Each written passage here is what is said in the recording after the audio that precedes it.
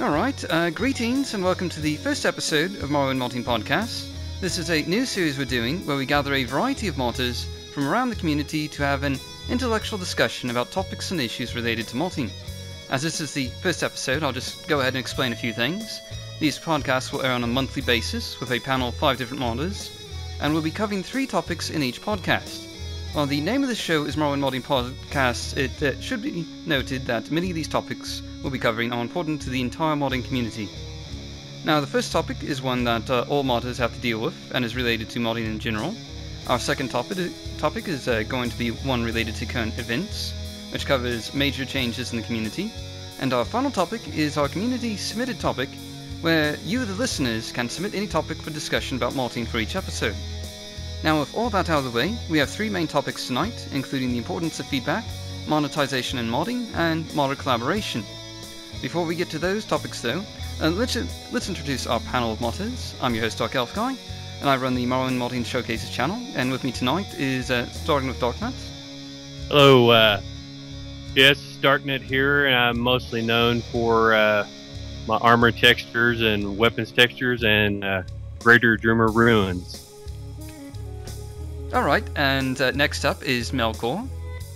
Hello, this is Melchior Dahrk. I think a lot of people know me for my current project, Lyithdonea, and just other miscellaneous mods I've released over the years. And our third person is Stuporstar. Hi there. Everyone knows me for Uvirith Legacy mostly, and other little mods like Rincewind's Luggage and Books of Ardenfell and the Team mod. And finally, Trainwiz. Hi, I'm Trainwiz. Most people know me for Sotha Sil Expanded, and most people hate me for the one mod that causes 2 cliff racers to appear for every one you kill. And with all that out of the way, our first topic of discussion is going to be on feedback, constructive criticism, and what role they play in the development and improvement of mods. Also instances where feedback has helped and or harmed one's motivations to mod, since this isn't, something that every modder has to deal with. And, starting out, I know Stuporstar has been pretty excited to talk about this, so why don't you go ahead and go first? Sure. Well, I'm the kind of person who really appreciates feedback. I don't think I could work as effectively without it. And, it's kind of like, feedback is kind of like when you, listen to a recording of yourself and find out that you say way too much. And, it's embarrassing. But you get over the embarrassment, and then you decide to, change your habits by not saying so much. And I think everyone goes through, kind of this ego damage when they find out that they didn't do something quite right and other people are calling them out on it. But it's the kind of thing that you can get over, and you can even take a little bit of ribbing for. So if you hear me saying again in this podcast, feel free to take the piss out of me.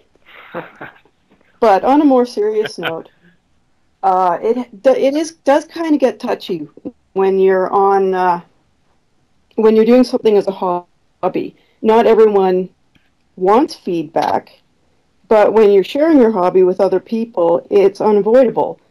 So it's something that everyone has to deal with eventually, and people have varying levels of tolerance for it. So I encourage people to try to be positive. I try to be positive in communities like this, even though I really enjoy negative feedback. I must be a masochist, but if someone tells you suck, I'm like, okay, cool. I save those comments. Anyway, I have an album of the best ones. I will, lead off on, if anyone else wants to comment, I might add to that. But yeah, there's my opening statements there.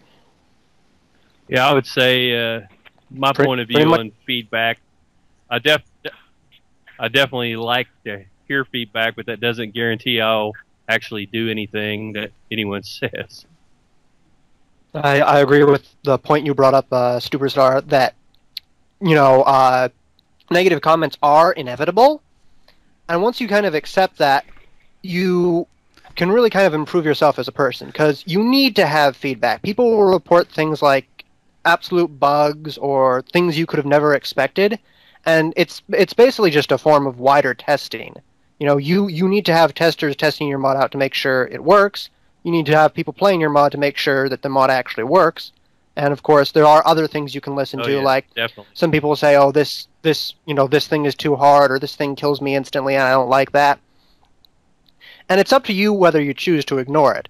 Because I feel that a lot of people, for example, complained in certain areas, like, this portion is too hard. Or my favorite is, of course, my Skyrim mod Morrowind, when people complain that they have to go out and find items in the mod that's all about making you go out and find items. You need to consider the fact that, okay, when these people comment, how much of it is legitimate and how much of it is them completely missing the point of why something was done. And many times, even the people who are, very whiny and very, very vitriolic can actually bring up some good points. I've actually made some of the best changes in my mods from people who were, absolute horrible to me. My favorite is when you explain something in depth in the README and somebody comes back complaining about something you've explained over and over. They never read the manual. You always have to assume that. Exactly. Yeah, pretty much. Yeah, I think that's a pretty common offense. And I think my take on this is that I think I try to make it pretty clear on the forums when I'm posting that I love taking and giving constructive criticism. So definitely something I am a strong supporter of. Though I think it's a lot of people who are rather sensitive to it. You have to just remember that when you are posting criticism, it's always a good idea to lead with the positive comment, about what you think of their work, and then lead into the criticism you have for whatever they've created. But one interesting thing I've found is that I've dabbled in the Russian modding community, and I love it over there because they are so blunt with their opinions. And so I remember posting, different pictures of what I was working on multiple times, and they reply back and say, "Melchior, those sunbursts you put on that building are terrible. They're ugly." And me being the way I am, I can take it and I appreciate it, but it's humorous that seems like there's the cultural difference in the way that, we present our opinions. Well, you certainly have to be thick-skinned, in my opinion, to throw mods out there into the public. It's not the place to be if you're too sensitive, in my opinion. Absolutely. Yeah, it's like someone said, if you don't want criticism, don't ever submit anything, because if you submit something to a public place, it's going to be criticized. Someone's always going to hate it. Always. As many people that love it, there'll be just as many that hate it. That's just the way it is. Pretty much. Sometimes when I've tried to figure out, what people have, what people are saying about my mods, I'm actually more interested in negative comments because I know those are areas I can work on. So, I've gone looking for negative criticism, when I was, there's another there, when I was updating Uvirith's Legacy to 3.0, I mean, the first thing I did was see if there were any problems that I hadn't been informed about. And I found on, some little forum somewhere, someone was explaining why they weren't playing my mod anymore. And they said, it had too many fetch quests, the dialogue was terrible. And I took all of that on board. The thing I didn't do, though, was invade that forum to try to explain myself. And I think this is something important to mention, is when you get defensive when you always have to, post, yeah, but every time someone says something about your mod, you're kind of invading their space as a player in some cases, especially if they're posting on a forum that you don't normally go to. To sign up for a forum just to take a strip out of someone for saying something bad about your work looks bad on you. It makes you look like, a defensive ass. And so I'm always pretty leery about not stomping all over people's criticism, especially when it's not given, especially when it's given in a place where they don't expect my presence. In that case, I just quietly went away and improved my mod. I looked at the dialogue and I went, yeah, that is terrible. And, it was about, I think, 2012 when I was working on that. And I thought, yeah, fetch quests are played out. Everyone's sick of them. So I went back and I tried to remove as many fetch quests as possible. So this person who made that criticism, he possibly doesn't even know that I ever saw it, and it doesn't matter because I improved the mod. And if the guy ever starts hearing things about it again, then maybe he'll pick it up again. Maybe he won't. It doesn't really matter. That reminds me of what some people talk about, the golden rule of modding, where you make the mod for yourself. If it's something you like, then that's what really matters, and you can keep that in mind when others are posting different forms of criticism. But also, as you say, Stuporstar, to take those into account. Don't just pass them off because they have a different opinion than what you were thinking initially whenever you were making the mod. Yeah, I agree with that exactly. I mean, ultimately, I make it the mod so that I like it, and I certainly listen to criticism. I know over the years since I put out DNGDR, I've gotten lots of comments and emails and various things, and I'm taking some of that into account now that I'm redoing that, to version 2. But, in the end, some of it I'm not going to do. Some people thought it was too hard, and but it's going to be hard. The new one will probably be harder. I look forward to it. That's the way I want it. Now, if I can just sort of jump in here, taking constructive criticism is, sort of a learned behavior on the part of modders. A lot of newer modders they're not familiar with the, entire concept of taking criticism, and it is very easy to, sort of get into that defensive position, as Stuporstar mentioned, with, just automatically trying to defend your work instead of, taking the constructive comments and using them to improve yourself and improve your mods in the future. Oh, I've been guilty of being defensive on the forums a time or two, but I try to behave. It just kind of depends. There's been a few comments that were kind of over the top, and I couldn't help myself. But Stuporstar's, I mean, she's right. I mean, you should keep it to yourself mostly, I believe. Basically, if you need to vent, go find your friends. Actually, that's something I liked about Great House Flickering Chat. The ability to just spew your mouth off and know that it was going to be deleted at the end of every night.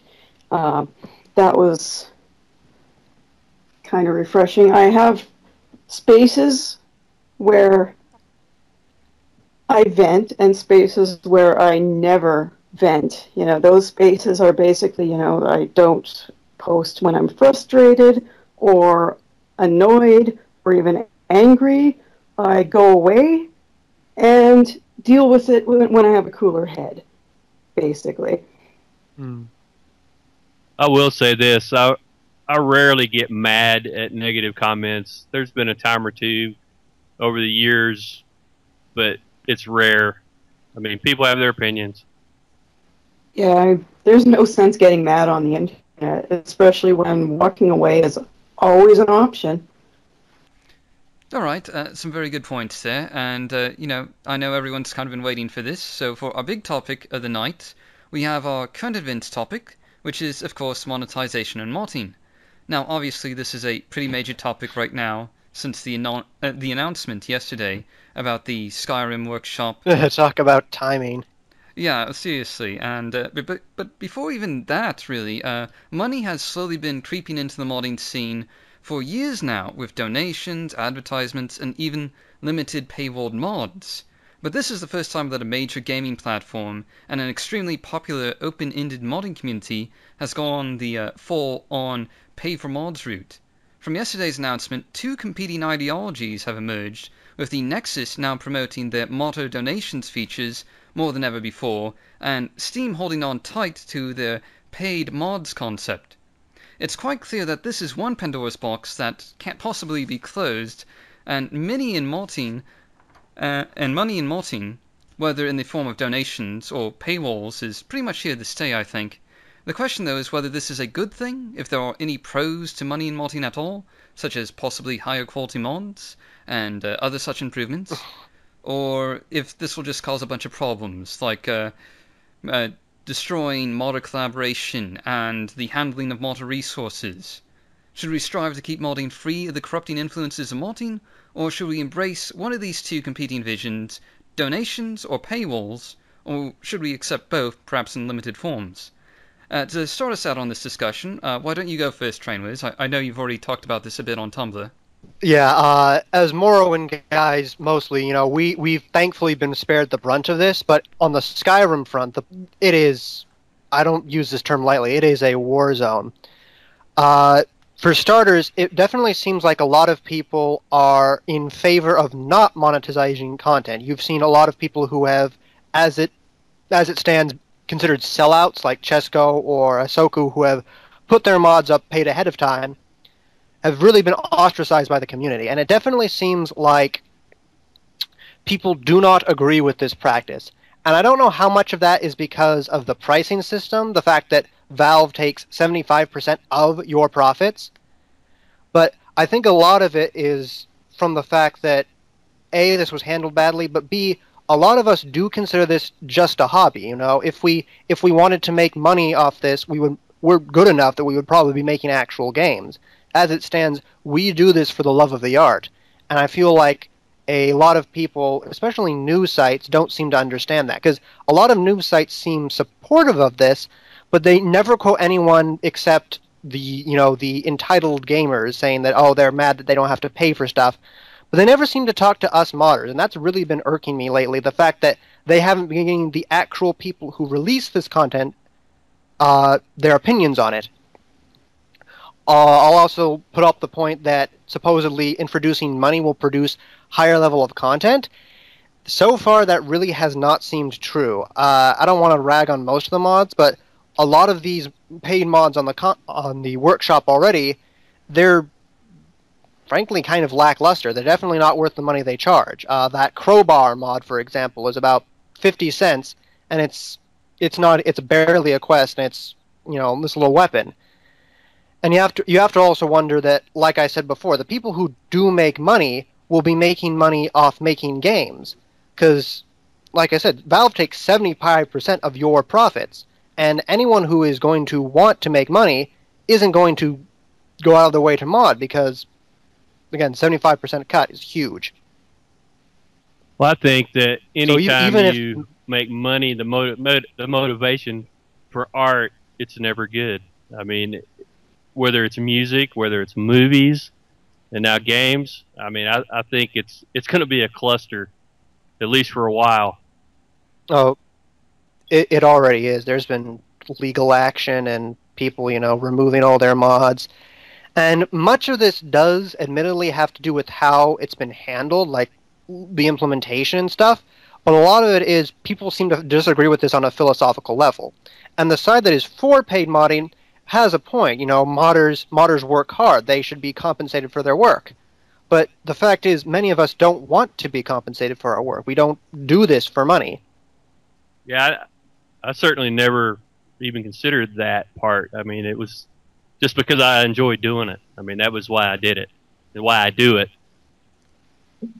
Yeah, I would say for me personally, I've always considered modding to be a hobby. It's what I do on my pastime to, it's my creative outlet. And but at that level, I mean, I know as Darkelfguy said, this kind of two sides of the fence. I'm definitely on the side where, if there was a donation or suggested tip, I don't know, but just mods being behind a paywall does not sit well with me whatsoever.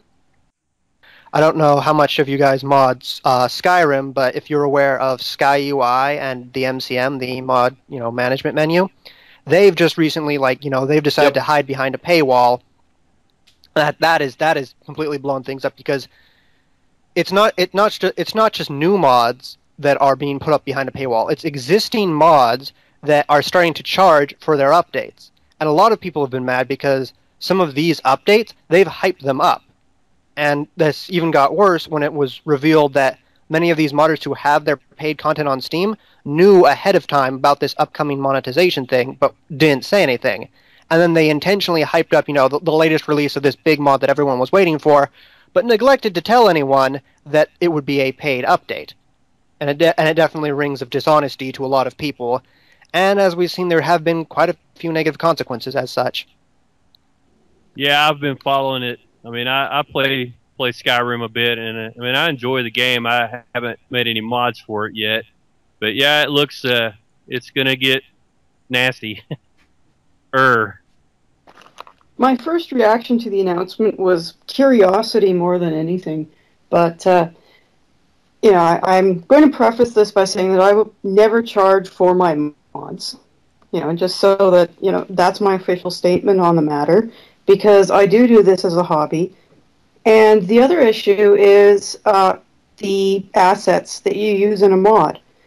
I think that the biggest problem with this kind of monetization is we already have a community where everybody uses everybody else's resources for free.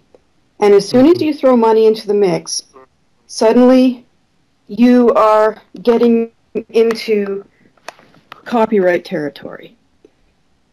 I mean, everyone does have, IP on things that they create, but because they've offered, this sort of Creative Commons type licensing, the free licensing, everyone shares. Everyone is willing to share. When you get into money, then the people who make assets for you are you're no longer borrowing assets, now you have to buy them. You have to subcontract people to work for you. You are basically turning yourself into a dev team. And if you don't turn yourself into a proper dev team with all the legal, everything that goes with it, yeah, basically, you are setting yourself up for lawsuits. It's, I do creative work commercially as well. But all of those assets, I have to keep, my commercial. I have a texture folder that's for commercial use, and a completely separate texture folder for my modding activities. And those two cannot be mixed, because if I'm going to do some kind of design work and I'm going to sell it to someone, then all of that, the licensing has to be tight. It has to be either a paid asset or something that I made. So you're going to get people who either have to make their own mods 100% themselves, and this includes all the models, all the textures, all the sound files. It's going to be too much for a single modder to be able to make a massive mod like any of our massive mods. We use so many other people's resources. We build on other people's work, and if that wasn't free, it would be lawsuits everywhere. Yeah, I couldn't imagine. And we've already actually seen that. Like I said, don't know how much you guys follow this, but there was the animated fishing mod that was one of the paid mods, and he used Chesco used part of Foraz's system, the guy that makes animation stuff, very well known, and he went outright and said, "You're not allowed to use this for monetized content." And there was some legal stuff going on there. And she's right. Everything we do, we have relied on contents like Uvirith Legacy, Sotha Sil Expanded, especially GDR. Everything we've made has, to some extent, relied on someone else's content. This modding has always been something where people share resources. Less than others, that's the whole cathedral versus parlor thing. But it's always definitely been something where the creation of content relies on the creation of content of others. And like I said, once you throw money into that, legal issues happen, and we've already seen it happen. What they want to do is turn modding into basically expanded DLC. They are coming at it from the wrong angle. Of course, they're coming at it from an angle as game developers themselves. So it's almost like they don't quite get the modding culture. They are thinking that they can raise modders up to the level of these DLC creators, and what they don't realize is that it's not like that. Modding is not like, for example, the self-publishing industry. Modding is fanfic, basically, and there's a huge difference. I mean, this is why when Amazon came up with their Kindle worlds, where certain book franchises gave license for people to create fan fiction for money, and of course they did a similar thing where the people who created this fan fiction were only getting a 25% royalty, and all the rest was going to Amazon and the state. And you had things like Kurt Vonnegut's estate saying they'd allow this. So there's people making Kurt Vonnegut fan fiction and trying to get money for it. And it was just resoundingly mocked, across all of publishing. The self-publishers were mocking it, the traditional publishers were mocking it, and it hasn't really taken off. It hasn't taken off because, for one, the terms aren't really that fair. When they're gouging you that much, it's not that much incentive to create it. And, second, you can make so much more money just by, taking your fanfic and filing the serial numbers off and turning it into your own book series, making it your own thing. It's the same thing as I've heard said that you could take your own game, or you could take your own mod. You could take those same ideas and take one of those commercial game creators that you can use to create your own game from scratch almost, and make your own thing and make money off of it. You've gone from making fan art to making your own art in the process, and that's really where the divide lies, and that's why everyone's kind of angry about it, because it's this, it's Valve and it's Bethesda coming down from on high and granting them this, it's like, you can now make money if you want. Well, you can certainly see why Bethesda want to give this a shot, because, it's basically free money. If it works. I think there was also precedent. A lot of people, myself included, always saw modding as sort of a stepping stone to an actual, game development career. You've seen so many mod teams or people who were modders go off and become actual game developers, but nobody ever particularly saw this as a career path. And even now, it doesn't seem like it with that 25% profit out of whatever you sell. The people who were selling things said they made $100 a day, which kind of sounds right, and then you multiply it, and that's maybe $36,000 a year. That's nothing. It's pathetic. Well, I've sometimes said, when asked, it would be nice if I could get paid to do this, but the terms aren't good, for one. Second, I'd have to do everything myself from scratch, or I would have to pay other artists to help me work and make sure those contracts were absolutely tight. I think that a better implementation of this would have been a donation system. A voluntary pay what you want kind of system. Steam could have handled that, but they don't really make it an option. I've seen their drop down, it's like this minimum 25 cents or something like that. And of course, at 25 cents, that modder is never going to see that money. It's pretty much all going to go to Valve and Bethesda. It's a pittance. And I think that some people have already made way more than that on donations. I mean, well, I haven't, but then,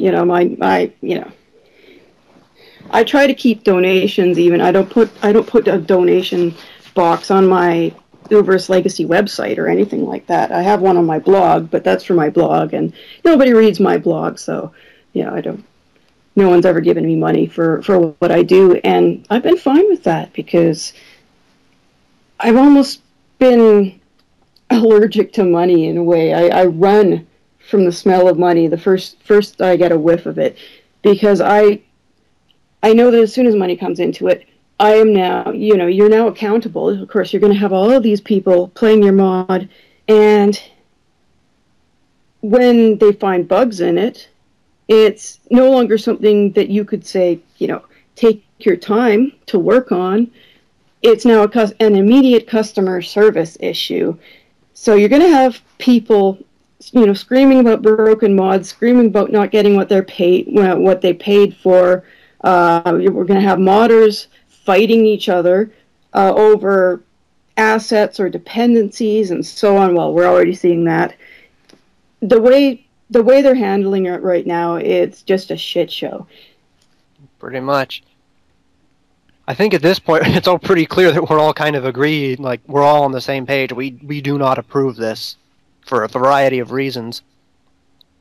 Yeah, I would say I don't approve of it the way it is now. I mean, I certainly wouldn't be against it, like she was saying, a donation system, but behind a paid wall, it's just not good. I think it's going to rip the community apart. And I know since we're Morrowind mostly, it may or may not affect us. But if Open Morrowind hits and is a big success, that could all change in a hurry. I think the ethos of Open Morrowind means that it's probably going to stay free. We can kind of stand back at this and look at it a little at least, If the user base gets huge again for Morrowind because of Open Morrowind, Bethesda's point of view about it could change. That's it. That is true. Yes, Bethesda could turn around and say that but hypothetically they could turn around and say that we're only going to allow paid modding because they want their pound of flesh, but they'd be shooting themselves in the foot. They'd be shooting themselves in the head. Like they haven't done that before. That, because it would be a massive betrayal. If you guys don't mind me jumping in here, sort of talking about donations, you're sort of seeing this proxy war is kind of developing between the Nexus and Steam Workshop. I mean, the two have always been, kind of hating each other because the Steam Workshop is trying to sort of monopolize on modding. And what the Nexus did earlier today, Dark One posted this on his blog, that he announced that a new donation feature that will be added to the Nexus in the future will be this sort of kind of intrusive donation message. When you go to download a mod, if the modder has selected donations and they want this message to pop up, a pop-up will appear saying please donate before you can click to continue on to the download. So you're definitely seeing this bigger presence of money in modding, and this does affect the Morrowind modding community as much as the rest of the modding community, because this obviously affects Morrowind Nexus, and a lot of newer modders, that come down from the Skyrim modding community, and they start going into the Morrowind modding community. These new modders, they bring with them these cultural changes, so this increase in money does eventually affect us as well. This is all assuming Bethesda even chooses to acknowledge and update Morrowind modding in some way, because they really haven't. They've thankfully been hands-off for most of our stuff. Yeah, and I don't have anything against the donation setup. I mean, that's still totally up to the user. So, yeah, I agree with you, Darknut. It's really for me, it's most primarily the being behind a paywall that I have an issue with. I mean, blatant requests for donations, have always kind of prickled me, but nothing major. I mean, if it's not, required, but I just the thing that worries me is the potential just cultural shift. Just comparing it to another modding community. Was semi involved for a little bit in the Minecraft modding community, and I always considered them fairly shameless with their large donation buttons, and there was a much higher focus on money over there. But at the same time, I don't recall anything really ever being behind a paywall. So that kind of surprised me whenever this came up on Steam.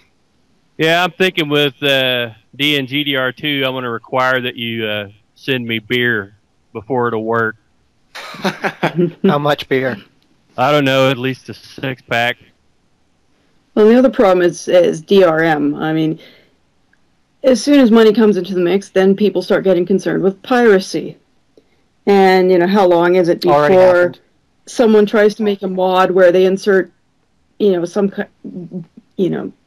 DRM that's practically malware onto your computer. I've seen this happen in other communities. I think it might have been a Minecraft mod that someone hid behind a paywall, and then they threatened to it installed something like a rootkit on your system that would uninstall Minecraft if you did anything the mod creator didn't like. And of course that didn't go over very well. So of course you're going to get this kind of dickery going on. If in Skyrim, if this continues, and in any future mods, unless Steam is the one that's handling it, and they'd have to be really careful in handling it, because if they leave it entirely up to modders to protect their IP, then who knows what kind of bullshit they're going to come up with. We've already seen mod piracy is now a thing. There's already torrents and stuff for it. That industry pretty much sprang up overnight. Of course it did. As expected. DRM has never stopped anything ever. No, it stopped people's desire to buy the game. The problem really isn't with people pirating the DRM. The problem is with the DRM itself and the kind of dickery that people are going to write into their own DRM to try to protect themselves and their mods from being stolen. Oh, I know. They're already there'll be DLL injection and stuff like that. That's really hard to circumvent. There's already other software companies doing that as well. It seems like this proposal it's really geared to turning turning the general dickery up to 11 and in everyone involved, the players, the developers, the modders. It's just going to be dicks flying everywhere for the next few weeks until something happens. And the backlash against this monetized modding has been pretty severe. I know that at least one of the modders involved in this first wave of paid mods for Skyrim, Chesko, actually has pulled out both the mods he had on the paid Skyrim page. He completely got rid of both of them, and the animated fishing one, of course, was the one that was using other assets, but he also pulled his other mod as well. Yep. Yeah, I have a little sympathy for the guy just because he really didn't know what he was getting into. Steam came to him with a siren song about how great it was going to be, and he was woefully unprepared. Well, Steam itself has been woefully unprepared for the oncoming shitstorm. Yeah, people better buckle down, because this hurricane, it's not going down for a while. It's just getting started. Yeah, I think we've covered about everything on this subject. Well, actually, there are a few other things to cover. Interestingly enough, the waiting to become paid mods page, the sort of paid mods and waiting, has about half the mods in that queue waiting to become official Steam paid mods are actually joke mods. Like there's one that changes the main menu of Skyrim to exploitation, and they released a YouTube video with this hilarious song that's sort of a mix of the Dragonborn song that that one YouTube artist did a while back. And, you know, it's interesting to see how this has completely exploded beyond anything I think Valve or Bethesda could have possibly imagined. Yeah, I've seen quite a few joke mods come out already. There was the, Killable Gabe Newell mod, where they stick him in the game as a, I'm not sure, like a Breton or something. There was another joke mod I saw that says removes all Imperials, and the mod description was essentially breaks the game, just like Steam did. I hadn't seen that one. Yeah, I've seen one where it's literally, it just puts an extra apple in and it costs $30. Yeah, I did see that one. I think the one that I like the most was anything you craft now, you have to spend about 100 gold to make it. There's also the Give Me Money for No Reason mod, where they put a girl in a rich-looking dress and then have her sit outside beg for money. And, you know, that's the only point of it. Yeah. And this is only the first day. I mean, I'm going to have to keep browsing dragon porn to see what the stupidest mods that are coming out lately. Now, it's sort of a question to ask you all, since at least 3 of you have mods on the Nexus. I don't think you do, Stuporstar. But the Nexus already has, you know, a donation option available. Would any of you ever consider perhaps turning that donation option on and perhaps getting some money for your mods? No, I've pretty much made my stance clear on donations as well. It's against my principles. I don't feel right getting money for something that isn't my IP, that isn't truly my work. I feel like getting paid for fan fiction. It doesn't feel right to me. Oh, I might consider it for something like GDR, not for textures or stuff like that, but GDR, where I built, you know, hundreds of models and stuff like that, I might consider a donation, but I would never make it mandatory, that's for sure. Yeah, I've always avoided, linking any kind of donation with modding. One, because I don't know how Bethesda is going to react to the Nexus adding a donation button if Bethesda doesn't get any money out of it. Yeah, I would say that for me, I don't know, I guess I wouldn't write it out entirely, but like I said before, I mean, I consider it my hobby and I don't expect to get paid for it, so I would say as of right now, no, I don't have any intentions to use the donation feature in any way. Well, if I wanted to get paid for my models, what I would do is I would strip all the textures and sell them as stock models with commercial licensed textures instead. But it would be so much more work to make those models commercially licensed. Yeah, I'm certainly not in it to make money. I mean, that's not why I did it, and why I don't. I mean, I don't do it now. So, but I would consider it. I just gonna have to see how this all plays out. Yeah, I agree. Just being honest, I would consider it. Alright, our third topic is our community-submitted topic, and this is one that was suggested by Illy on the Bethesda forums, and it is covering the collaboration of modders. How important is it to have modders that work together in the community, and what can be achieved if modders use more, you know, sort of divide-and-conquer tactics to make the mods of their dreams collaboratively? That is to say, to collaborate to make the best mod possible. Should we, as a community and as individuals, seek to work together and help out with each other's projects outside of our own?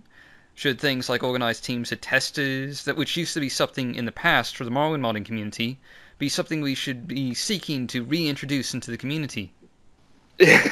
I would just say, to answer the first question, it's very important, and to answer the second question, a hell of a lot can be accomplished if people are working together. Well, just look at Tamriel Rebuilt, for example.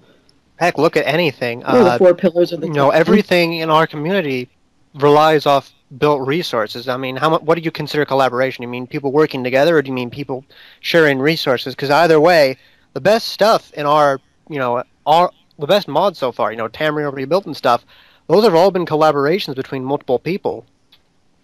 I'd say even sharing resources counts as collaboration. Yeah, I mean, it's definitely collaboration, but I think he means actually teams, putting together a team to make a certain mod. Is that what you mean, Darkelfguy?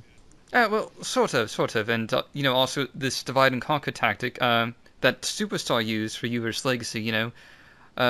Sort of combine your mod with other mods in order to get the sort of overall effect of what you're aiming for, instead of trying to accomplish it all by yourself. Yeah, there is a definite advantage in doing that. I mean, one, when you're working together with other modders to not step on each other's toes, you're enriching the player's experience because you allow them to download and use all of those involved mods at the same time, rather than having to pick and choose. And I mean, that's something that I think may have helped to make the Telvanni the most popular great house in Morrowind right now, because there's all of these really vast Telvanni mods that all work together. And as you mentioned in your Morrowind modding reviews thread just today, Darkelfguy, the Redoran doesn't have the same quality. There's all these mods. They have to choose one or the other, and they're not compatible with one another, and it really it kind of maybe makes that great house not as appealing to the player. So the players benefit when you work together. Your mod benefits when you work together, because when people start downloading them all as a package, you kind of lift each other up at the same time. And all of the people, especially, and all of the people that you use, in terms of using other people's resources, I try to credit every single one of them, and link those modding resources on my website so that those modders get the extra exposure as well, just because I've used something that they've made. So collaboration is really the way to go. When someone is build some massive mod and just plunks it down and says, here's my massive mod, it conflicts with everything, so you either use mine or forget it. You get people who don't really want to download it anymore when they realize that this person isn't going to accommodate the player's desires and what mods they want to play or not.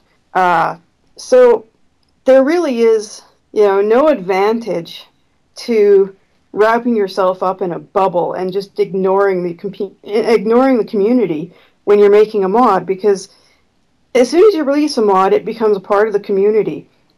And when all of those mods are working in unison, in concert together, it's a much better experience for everyone.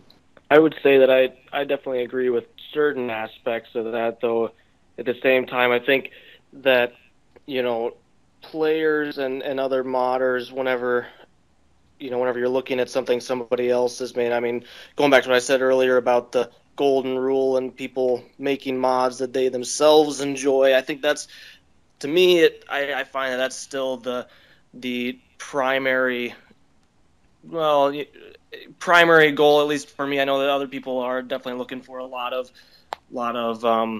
appreciation from other people as well, and I like that as well. But I think that just in general, there is the opportunity, as long as the modder who creates the work, as long as they are willing to actually release it to the community and not keep a tight grip on it, that there's the opportunity for other people to take it, expand it, combine it with other works, leaving the modder to not feel the pressure to necessarily give out exactly what other people say that they want out of his or her mod. I mean, we've all here made big mods, and I think when you have when you make a really big mod, you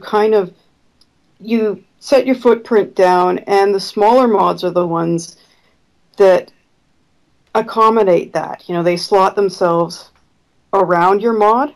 And I think that as big modders, it's I like to help people when they want to do that. When they ask me how they can make their mod compatible with mine, I like to help those people out as much as I can, because I know that there's certain things Definitely that I can't shift. and other people have to shift around me. So I do like to help those people shift around me and rather than just, ignoring them, Yeah, the good thing about Morrowind, which a lot of people, I think, especially new players who may have never opened up the construction step before, may not realize that it's actually pretty simple to make compatibility patches between mods. Even if there's a blatant clashing of two buildings that are within one another, you may think, oh, there's no way to resolve that if you're a new player coming into the scene, but it's actually relatively simple once you learn the tools to move the buildings or combine scripts or do whatever it takes to make things mesh together. Sometimes it's not that simple, but you're right. Most of the time it is. But I know with when I did GDR, back in 2007, I didn't actually have a team. I built the whole thing myself, but I had a whole lot of help. I had a lot of testers and various other modders that helped me with along the way. So it was still a collaboration, even though I was the only one placing things around. Yep. The whole community is same like with Sotha that. Sil Expanded. Same with Sotha Sil Expanded. I have to get a lot team of to what's kept. Make all the city. No, I was just going to say that's Go ahead. The way the Morrowind community's always been is what's kept me hanging around. Yeah, that kind of brings up the issue too about when people make patches that drastically change your mod. I think that should be allowed too, just to open up the varieties of player experience. I'll pose this question to you guys. Say someone came up to you with a proposal to make a patch, or not a patch, or like an add-on for your mod that would drastically change something. I would say alter the puzzles you've made, or in my case, someone once asked if there was going to be romance options for one of the companions that I made, and I said no, but feel free to make your own mod to do that, because I've added variables that you can use to change their dialogue and do whatever you want to it. How do you guys feel about that? I approve it. My mods have always been free to use. Heck, for Skyrim, Morrowind has a lot of different versions of it that people have made. I'm totally fine with it. Yeah, there's definitely been patches to GDR for various things that that's fine. The Great House Duggath patch, someone else made that. I never would, because I think it kind of goes against GDR, but if somebody else wanted to do it, that was fine, and they did.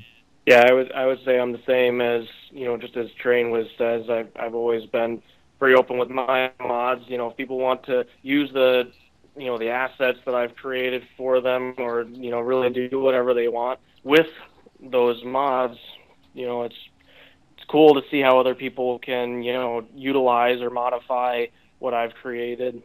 And going back to the topic of collaboration as well, I think we've touched on this, but one of the things that I've appreciated a lot about the Morrowind community is, as I've been working on some of my large projects, and Lyithdonea specifically, I mean, I've gotten a lot of help from from other modders, and I think it's really cool how other people can shore up for me areas that I either don't like working on as much, or I'm not quite as good at. And I think most of the scripts for my mods that are more complicated than just making something rotate or move where I want it to go, those have been written by other modders in the community. I'll try it a couple times, get stumped, and so I'll post, and Abbott or somebody else on the forums will write it up in 10 minutes, because that's what they're good at, and then I've also had a lot of people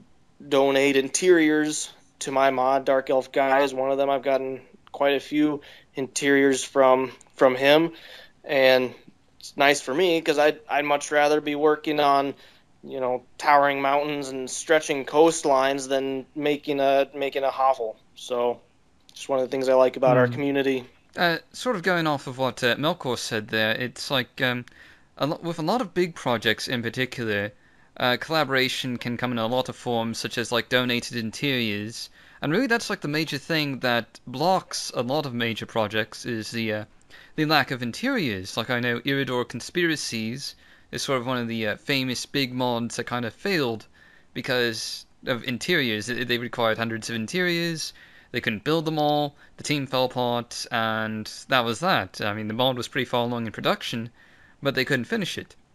And so, what if if everyone just sort of gave out their interiors, in a sort of collaborative fashion for use in other mods? I mean, a lot of us have dead projects, lurking around our hard drives that we're probably never going to get back to, and we can donate a lot of the stuff that we've done in the past as quality work that people can use in bigger mods and sort of get these larger mods closer to completion. Well, I did release all the GDR stuff I built, and that included well, some Uvirith Legacy was basically Team Uvirith donated Uvirith Unleashed to me, and I built on top of it. I mean, that was the base of my whole mod.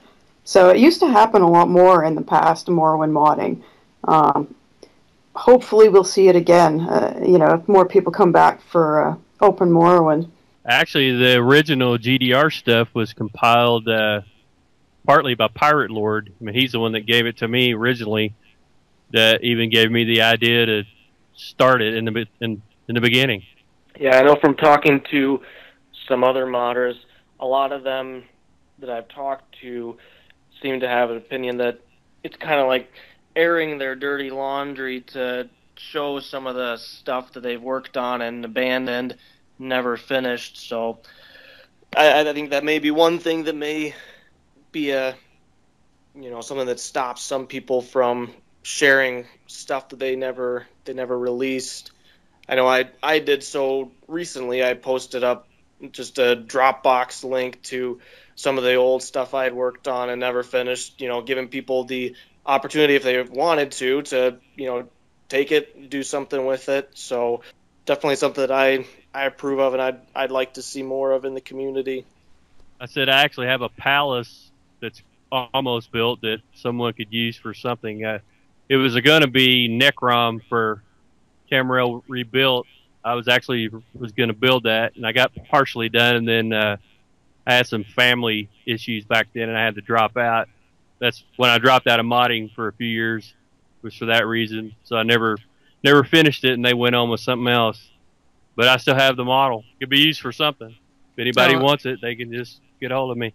Well, I guess that pretty much covers up everything in this topic. So I guess the next thing is our closing statements, and I'm just going to ask a development-related question for each of you, and starting with Darknut, how is development on Greater Dwemer Ruins version 2.0 going?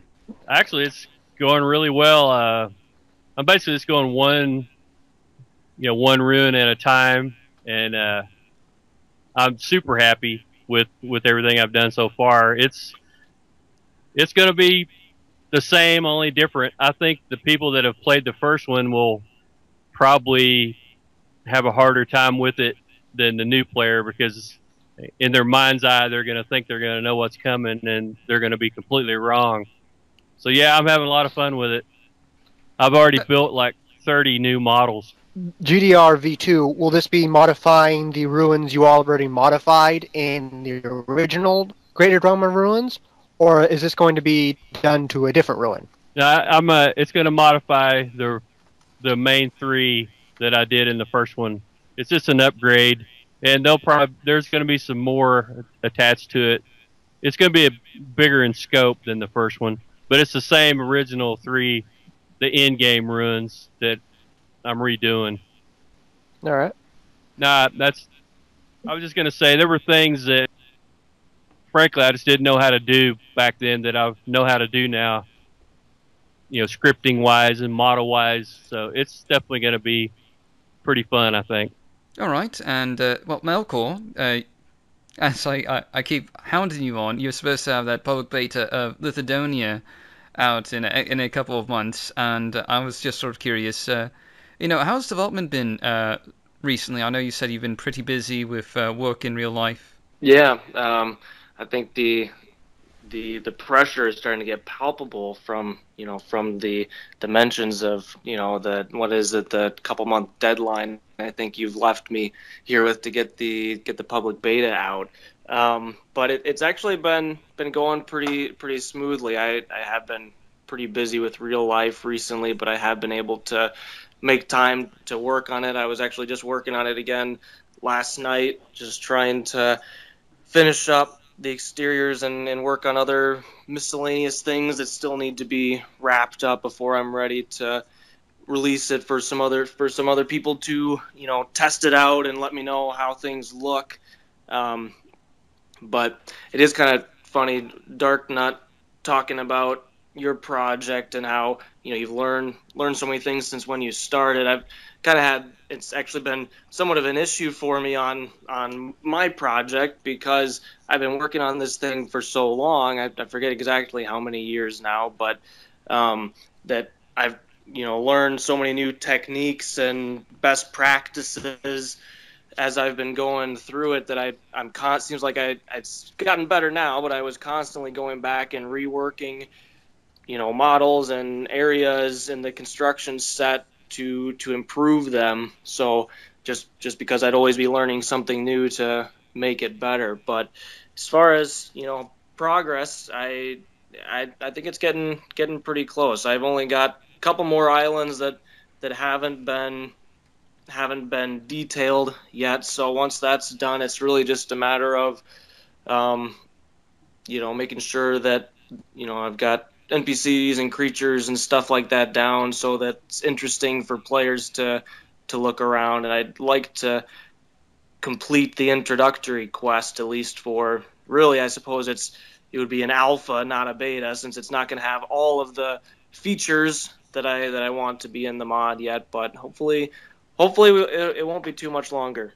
Well, a question for you, Trainwiz. I know you're not working on Morrowind right now, but I've seen on your Tumblr blog that you're working on a mod for, I think, New Vegas. Can you go into a bit of detail about that? All right. New Vegas, as you've noticed, has a lot of railroads. In fact, some of the NPCs actually mentioned that the NCR is running trains, but you never see any of them. And I thought, you know what? Why is a Western setting, lacking in so many trains? So I decided to add trains. And since I'm, kind of a perfectionist, I kind of went above and beyond that. So what this will add is after you've completed a certain number of quests that are required to basically clear the tracks off, you can head over to Bullhead, which is a real-life city, and talk to the railmaster there, and they'll start running trains back and forth between Boulder City and Bullhead. So you can actually hitch a ride on a train which will ride in real time. You can, if at set places and set times, you can see trains speeding through. And probably the biggest one is that there will actually be a new world space, which is the Bullhead Rail Yards, which has a bunch of little detailed, little secret interiors and all these neat little things you can find and do. Will the trains run over people? Ideally, yes. I can easily make them do so I'm probably going to make them, but I doubt the trains will actually be in a position to run over people. Like, no one ever wanders onto the tracks by accident. As a player, can you get ran over by a train? Oh, yes. These are the important questions. Oh, yes, definitely indeed. And, last of all, Stuporstar, I know you were working on Uvirith Legacy 3.0, and that's almost complete now, isn't it? Oh, no. It's not even halfway done. That alpha version I gave you, I got the interiors done, but all the quests I have to rewrite, not even close. There's a lot of work that needs to be done on that. It's going to be at least a year.